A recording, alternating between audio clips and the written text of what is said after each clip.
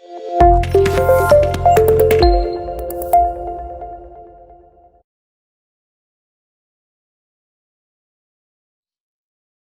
Operating activities सीखा, उसके बहुत सारे क्वेश्चंस करे। इन्वेस्टिंग एक्टिविटीज सीखा, उसके बहुत सारे क्वेश्चंस करे, थोड़े से करे। फाइनेंसिंग के थोड़े से करे। अब पूरी कैश फ्लो एक साथ बनाने को आ जाए, कैश फ्लो स्टेटमेंट, तो कैसे होगा? बहुत ही इंटरेस्टिंग क्वेश्चन है। इनिशियली थोड़ा बेसिक लेवल से स्टार्ट करेंगे कि ज्यादा एडजस्टमेंट्स नहीं होंगी, बट क्वेश्चन चेंज नहीं होगा। एडजस्टमेंट्स बढ़ भी जाती हैं, क्वेश्चन में उतना ही टाइम लगता है, एक दो एडजस्टमेंट्स ऐड हो जाती हैं बस। फॉर्मेट वही का वही रहेगा। सो प्लीज ध्यान से देखेंगे। Question number 46, following is the balance sheet of मेवांका लिमिटेड एज एट 31 मार्च 2017। अब कैसे क्वेश्चन को रीड करना है एक एक करके। शेयर कैपिटल 1 लाख से 3 लाख हो गई, तो इंक्रीज इन शेयर्स। इनफ्लो हुए हैं आपके, क्या हुआ है आपका? इनफ्लो हुआ है, इनफ्लो 2 लाख का, ठीक है। रिजर्व्स एंड सरप्लस, जहां नोट नंबर है वहां तो नोट रीड करेंगे, ध्यान से देखना। Note number 1, reserves and surplus में और कुछ नहीं, सिर्फ सरप्लस ही है। हमें देखना चाहिए कि कहीं जनरल रिजर्व तो नहीं है, सिर्फ सरप्लस है। 1,20,000 से 25,000 हो गया सरप्लस का balance.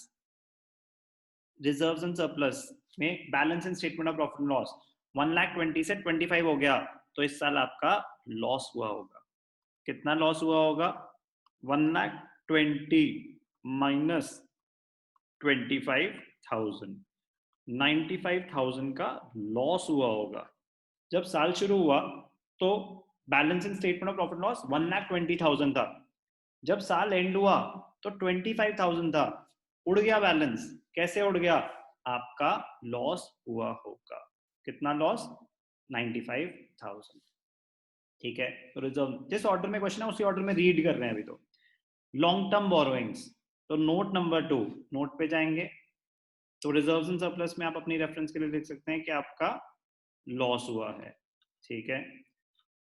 Note number 2, long term borrowings 10% long term loan 60,000 से 80,000 हो गया, तो आपने लोन बोरो किया है, तो इनफ्लो तो हुआ ही है, और 10% क्या है? इंटरेस्ट है। तो हम क्वेश्चन में देखेंगे कि हमें डेट तो नहीं दे रखी। Additional information, loan was taken on 1 जुलाई। जो आपने और लोन लिया है, पहले से 60,000 का था, 20,000 का और लोन लिया, डेट दे रखी है, तो कैलकुलेशन डेट के हिसाब से होगी। डेट के हिसाब से होगी, कैसे होगी? 60,000 पे पूरे साल पहले से ही था ना वो लोन, तो उसका पूरे साल का इंटरेस्ट दोगे, और जो आपने एडिशनल लोन लिया 20,000 का, कितना? 10%। उस पे आपने 1 जुलाई को लोन लिया है, तो जुलाई, अगस्त, सितंबर, अक्टूबर, नवंबर, दिसंबर, जनवरी, फरवरी, मार्च, 9 मंथ्स का इंटरेस्ट लगेगा। 20,000 का 10% होता है 2,000, 2,000 इंटू 3/4, 1,500। तो ये बहुत इंपॉर्टेंट, वर्किंग नोट में आप दिखाएंगे calculation of interest on debentures, ठीक है। इंटरेस्ट निकाल दिया 7,500, ओके। तो लॉन्ग टर्म बोरोइंग्स में क्या हुआ आपका? इनफ्लो हुआ है लोन की वजह से, एंड इंटरेस्ट भी है, तो ध्यान देंगे, ठीक है। Current liabilities, trade payables. Current liabilities, current assets working capital changes में यूज होंगे, तो trade payables, decrease in trade pebbles. Decrease, increase add होता है, डिक्रीज माइनस होगा, डिक्रीज वर्किंग कैपिटल चेंजेस में माइनस करके दिखा देंगे। Short term provision, short term provision note number 3, तो फिर से नोट पढ़ेंगे, ध्यान से देखना। नोट में सिर्फ प्रोविजन फॉर टैक्स है। Provision for tax working capital changes में नहीं आता, उसकी सेपरेट एडजस्टमेंट होती है। तो प्रोविजन फॉर टैक्स का ओपनिंग बैलेंस, क्लोजिंग बैलेंस, तो जब भी प्रोविजन फॉर टैक्स का बैलेंस हो तो आपने देखना है कि एडजस्टमेंट तो नहीं है इंपॉर्टेंट है ये। Tax of 53,000 was paid during the year. अगर आप टैक्स पे कर रहे हो और आपको ओपनिंग बैलेंस, क्लोजिंग बैलेंस भी है, तो आप वर्किंग नोट में प्रोविजन फॉर टैक्स का अकाउंट बनेगा, ठीक है ना। तो इसका वर्किंग नोट बनेगा, अकाउंट बनेगा, उससे ये कैलकुलेट होगा कि इस साल प्रोविजन कितना क्रिएट करा होगा। टैक्स पेड आपको गिवन था। आगे बढ़ते हैं। तो शॉर्ट टर्म प्रोविजन में आप अपनी रेफरेंस के लिख देंगे कि इसका वर्किंग नोट बनाएंगे हम, ठीक है। Non current assets, fixed assets number 4, note number 4 पे गए। मशीनरी भी है, अक्यूमुलेटेड डेप्रिसिएशन भी है, तो provision for depreciation account is being maintain.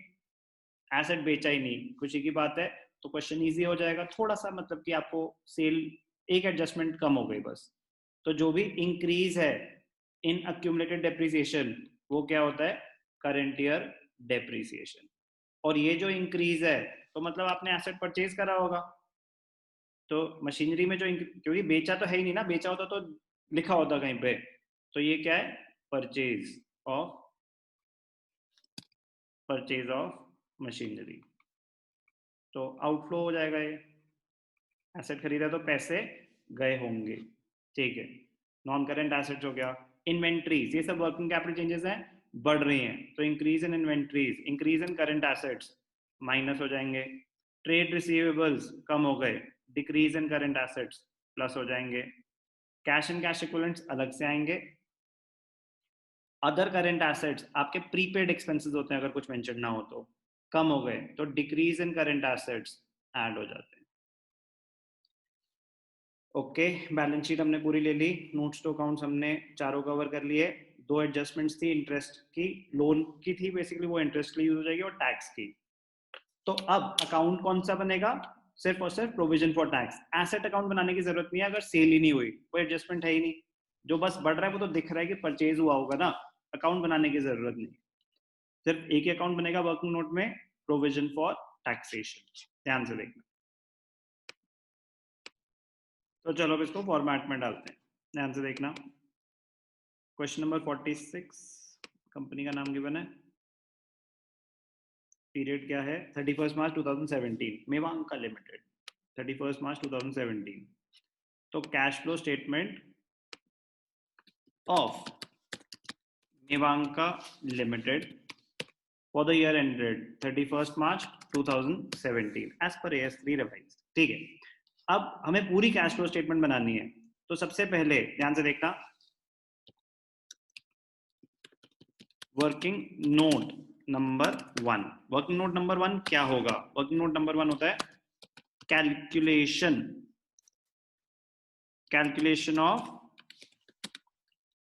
Net profit before tax and extra ordinary item. ये वर्किंग नोट में दिखाना चाहिए, net profit before tax and extra ordinary items.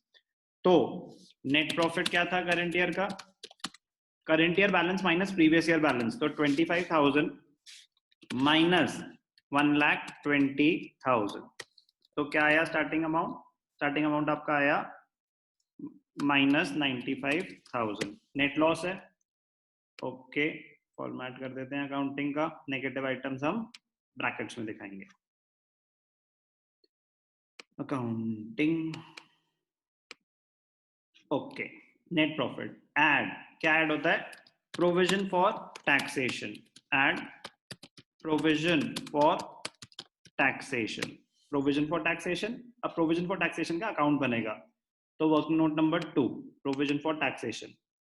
तो हमें क्या वैल्यूज गिवन थी, opening balance, closing balance. Opening balance year ध्यान से देखना 16-17, तो opening balance 70, closing balance 68। Liability है, क्रेडिट बैलेंस होगा, ध्यान से देखना, bye balance BD, opening balance 70 to balance CD, closing balance 68। अब क्यों बनाना पड़ रहा है अकाउंट, क्योंकि एडजस्टमेंट है। Tax of 53,000 was paid during the year. General entry क्या होती है, provision for tax to bank, 53,000 का पे हुआ टू बैंक अकाउंट, 53,000 पे हुआ। अगर ये एडजस्टमेंट ना होती तो अज्यूम करते कि करंट ईयर बैलेंस ऐड कर दो प्रोविजन फॉर टैक्स के नाम से, प्रीवियस ईयर माइनस कर दो टैक्स पेड के नाम से। वो तब होता है जब हमें इंफॉर्मेशन ना दे रखी हो कितना पे हुआ या प्रोविजन कितना हुआ, तो हम अजम्पशन ले सकते हैं। यहाँ पे स्पेसिफिक इंस्ट्रक्शन थी कि 53,000 का टैक्स पे हुआ है, तो फिर कैलकुलेट हो जाएगा क्या, बाय स्टेटमेंट ऑफ P&L। क्या निकाला हमने, करंट ईयर प्रोविजन, क्या है ये? Balancing figure. तो 1,21,000 माइनस 70,000, तो 51,000 आपने करंट ईयर प्रोविजन क्रिएट करा होगा। तो क्या करेंगे उसका हम ऐड बैक कर देंगे। कितना निकाला था हमने? 51,000। तो ऐड हो गया 51,000 provision for tax. Add propose dividend, तो डिविडेंड है क्या कहीं क्वेश्चन में? डिविडेंड नहीं है, ना तो इंटरिम ना एनुअल। फिर add transfer to general reserve, ये बोलना जरूरी है माइंड में, इससे कुछ मिस नहीं होगा। ट्रांसफर टू जनरल रिजर्व नहीं है, एक्स्ट्राऑर्डिनरी लॉसेस नहीं है, एक्स्ट्राऑर्डिनरी गेन्स नहीं है, रिफंड ऑफ टैक्स नहीं है। इससे क्या होगा? आपका कोई आइटम स्किप नहीं होगा। वरना सबसे ज्यादा गलतियां क्या होती हैं कैश फ्लो स्टेटमेंट में? ओहो, ये आइटम तो भूल गए दिखाना। तो हमने क्या निकाला? Net profit before tax and extraordinary items. Items में स्पेलिंग मिस्टेक है, ठीक कर देते हैं। ओके, तो नेगेटिव 44,000 हो गया। तो यहां पे हम लिखेंगे net profit before tax and extra ordinary items. तो यहां लिखना चाहिए वर्किंग नोट नंबर 1। क्या आया? -44,000। ठीक है, आ गया। अब add items to be added, items to be added. Items to be added में क्या आएगा? डेप्रिसिएशन। डेप्रिसिएशन है क्या? देखते हैं डेप्रिसिएशन कहाँ देखनी चाहिए। अगर statement of profit and loss हो तो डेप्रिसिएशन एंड अमोर्टाइजेशन में, एसेट्स हो तो एसेट से रिलेटेड, नॉन करेंट एसेट्स में तो नॉन करेंट एसेट्स में से फिक्स्ड एसेट्स ही थे, जो बढ़ गए वो तो परचेज हैं। जो अक्यूमुलेटेड डेप्रिसिएशन का इंक्रीज है वो करंट ईयर डेप्रिसिएशन है। तो 23 से 40 कोई एडजस्टमेंट तो है नहीं, तो 23 से 48 हुआ 25,000 करंट ईयर डेप्रिसिएशन। यहाँ पे लिख देंगे depreciation on fixed assets 25,000। Items to be added में आ गया। अब नेक्स्ट क्या आता है? गुडविल रिटर्न ऑफ नहीं है। Interest on borrowings, interest on borrowings adjustment है। लोन था 60,000 का, फिर आपने और लोन लिया 1 जुलाई को, तो इंपॉर्टेंट वर्किंग नोट है, कैलकुलेशन में आपको पहले भी दिखा चुका हूं, बट आपको दिखानी चाहिए नीटली, तो मैं आपको आराम से करके दिखा देता हूं। Working note number 3, calculation of interest on bank loan. तो 60,000 पे तो पूरे साल का 60,000 का 10%, 20,000 आपने एडिशनल लिया था 1 जुलाई को, 20,000 का 10% फॉर 9 मंथ्स, तो 6,000 प्लस 2,000 1,500। ठीक है, तो इंटरेस्ट कितना हो गया? 7,500। क्या करते हैं? ऑपरेटिंग में ऐड बैक कर देते हैं और फाइनेंसिंग में माइनस करके दिखाएंगे जब फाइनेंसिंग पे आएंगे। इसमें ऑर्डर में चलना पड़ता है, साइमल्टेनियसली नहीं कर सकते, क्योंकि आपको नहीं पता ना कितना साइज लगेगा। वैसे तो एक पेज ऑपरेटिंग का होता है, सेकंड पेज पे ही इन्वेस्टिंग और फाइनेंसिंग दिखाना चाहिए, बट ये फॉर्मेट ऑर्डर में बनाना, पहले से बनाने की गलती मत करना। चलो, इंटरेस्ट कैलकुलेशन साइमल्टेनियसली करनी पड़ेगी। Interest on bank loan, working note number 3। ये लिखना आपकी क्वालिटी ऑफ आंसर को एनहांस कर देगा कि ढूंढ लो आपको, अगर मतलब वर्किंग देखनी है तो वर्किंग नोट नंबर 1 में ये है, 2 में ये है। अब इंटरेस्ट ऑन डिबेंचर्स आ गया। क्या और कोई नॉन ऑपरेटिंग एक्सपेंस है? प्रीमियम ऑन रिडेम्पशन या कोई और नॉन ऑपरेटिंग एक्सपेंस नहीं है। इंटरेस्ट ऑन डिबेंचर्स नहीं है। Loss on sale of fixed assets नहीं है। फिर नॉन ऑपरेटिंग इनकम माइनस होती है। क्या नॉन ऑपरेटिंग इनकम कुछ है? होता तो गेन, कहीं gain on sale of assets, rent received, interest received, dividend received, ऐसा कुछ भी नहीं है। तो ये चीजें करके क्या आ गया आपका? Operating profit before working capital changes. ध्यान से देखना क्या आ गया अभी? Operating profit before working capital changes. Okay, अब इसमें क्या होता है, वर्किंग कैपिटल चेंजेस में ऐड हो जाएगा, क्या ऐड होगा, इंक्रीज इन करंट लायबिलिटीज और डिक्रीज इन करंट एसेट्स, और माइनस हो जाएगा, क्या माइनस हो जाएगा, इसका opposite, increase in current assets और डिक्रीज इन करंट लायबिलिटीज। तो स्पेस इंसर्ट कर देंगे अगर चाहिए होगी तो, एड इंक्रीज इन, माइनस हो जाएगा क्या, less increase in current assets and decrease in current liabilities. ठीक है जी, देखते हैं वर्किंग कैपिटल चेंजेस में क्या क्या है। तो करंट एसेट्स और करंट लायबिलिटीज को रीड करेंगे। करंट लायबिलिटीज में ट्रेड पेबल्स कम हुए हैं तो माइनस होगा, डिक्रीज इन ट्रेड पेबल्स 14,000, एक second, decrease in trade payables 14,000, तो माइनस में दिखाएंगे decrease in trade payables -14,000। Okay जी, आगे बढ़ते हैं। शॉर्ट टर्म प्रोविजंस यहाँ वर्किंग कैपिटल चेंजेस में नहीं आते, प्रोविजन फॉर टैक्स का सेपरेट ट्रीटमेंट हो चुकी है।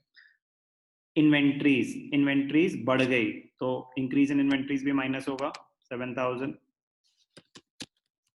Increase in inventories -7,000, trade receivables कम हो गए, ऐड हो जाएगा, decrease in trade receivables 14,000, add decrease in trade receivables. आप बेटा जगह थोड़ी सी एक्स्ट्रा छोड़ दोगे कोई दिक्कत नहीं है, कम नहीं पढ़नी चाहिए, आप लाइंस इंसर्ट नहीं कर पाओगे, अनटाइडी हो जाएगा। अदर करंट एसेट्स कम हो गए, decrease in other current assets वो भी ऐड हो जाएगा, add decrease in other current assets, कितना, 4,000, 4,000 ही था, 4,000। वर्किंग कैपिटल चेंजेस भी आ गए, ठीक है जी, और कोई वर्किंग कैपिटल चेंज नहीं है, दिखा चुके हैं सब कुछ, इन्वेंट्री इन्वेंट्री सब कुछ दिखा चुके हैं, ठीक है। अब जो ऐड किया उसको ऐड कर देते हैं और जो माइनस किया उसको माइनस कर देते हैं। क्या आया अभी तक आपका, कैश जनरेटेड,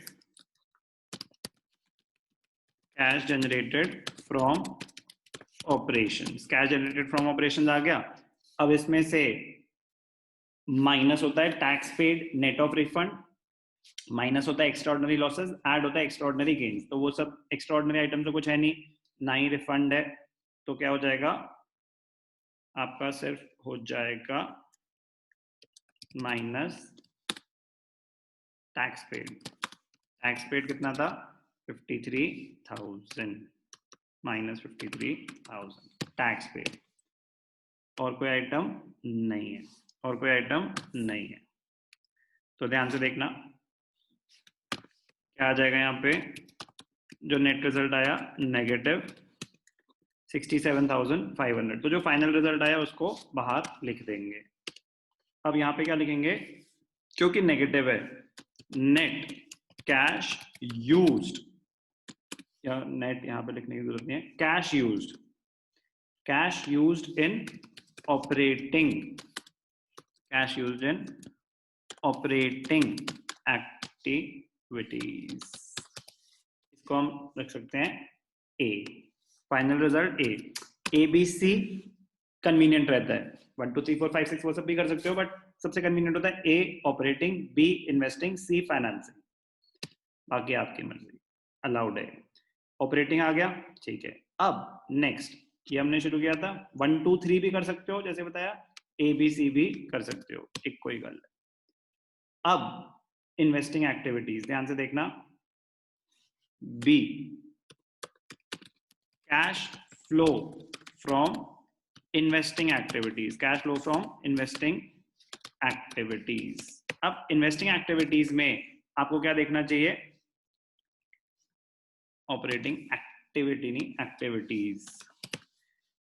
इन्वेस्टिंग एक्टिविटी में non current assets and investments, non current assets and investments और उनसे रिलेटेड अगर कोई इनकम है तो नॉन करेंट एसेट्स में सिर्फ और सिर्फ फिक्स्ड एसेट्स हैं, कोई और इन्वेस्टमेंट नहीं है, कोई लोन्स एंड एडवांसेस नहीं है।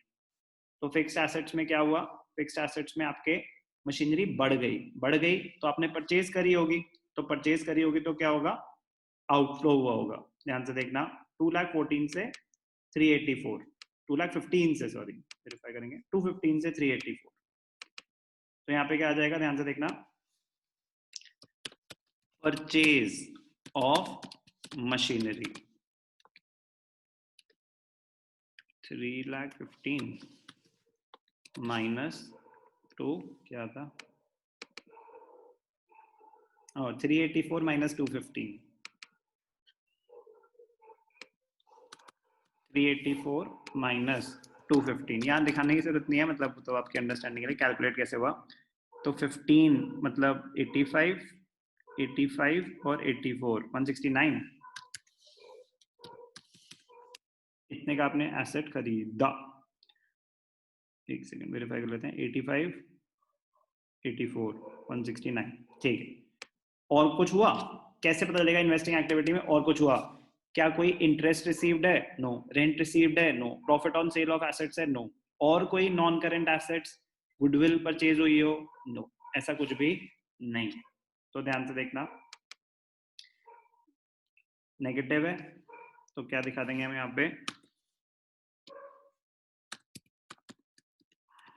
बाहर से फाइनल अमाउंट दिखाने चाहिए, तो इसको क्या बोलेंगे, B cash used in investing activities, cash used in investing activities.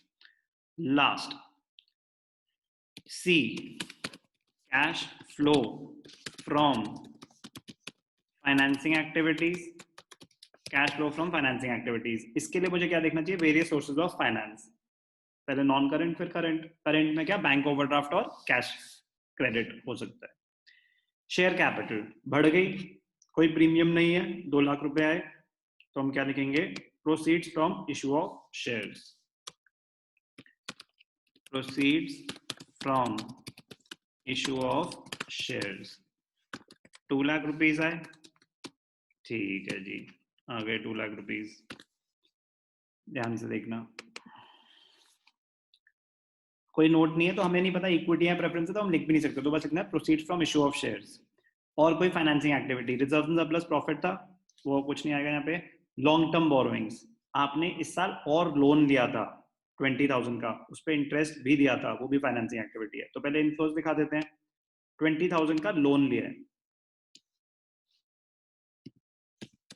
Proceed from bank loan भी लिख सकते हो, इंक्रीज इन बैंक लोन भी लिख सकते हो। इस साल हमने 20,000 का लोन लिया।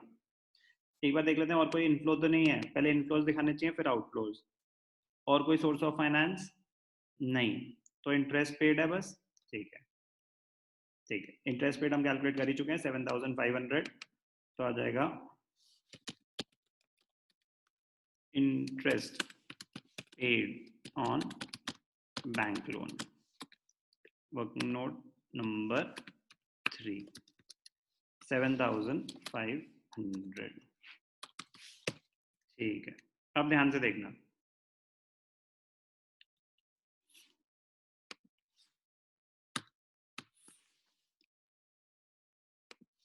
नेट रिजल्ट फाइनेंसिंग का क्या आया, पॉजिटिव, तो पॉजिटिव आया तो क्या लिखेंगे यहाँ पे, C, cash flow from financing activities, cash flow from financing activities. अब ऑपरेटिंग आ गया, इन्वेस्टिंग आ गया, फाइनेंसिंग आ गया। अब ध्यान से देखना क्या करेंगे, अब यहां पे लिखते हैं डी, नेट इंक्रीज और decrease in cash and cash equivalence, net increase और decrease in cash and cash equivalence कैसे निकालेंगे, A plus B plus C. Net result क्या रहा, A plus B plus C, तो नेट रिजल्ट क्या रहा, तो बाहर से यही तीन अमाउंट होंगे, तो यही तीन ऐड हो जाएंगे आपस में।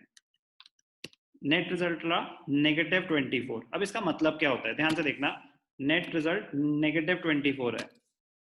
इस साल समरी क्या रही, ऑपरेटिंग इन्वेस्टिंग फाइनेंसिंग की आउटफ्लो ज्यादा थे देन द इनफ्लोज बाय 24,000। अब ध्यान से देखना, नेट इंक्रीज और डिक्रीज में ऐड करेंगे, नेट इंक्रीज और डिक्रीज में ऐड करेंगे opening cash and cash equivalents.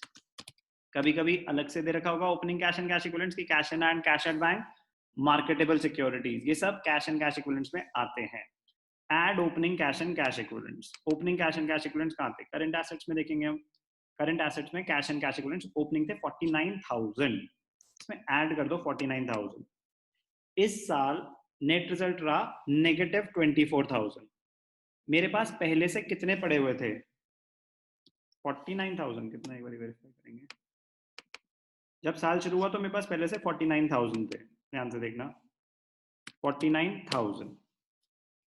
जब साल शुरू हुआ मेरे पास 49,000 थे।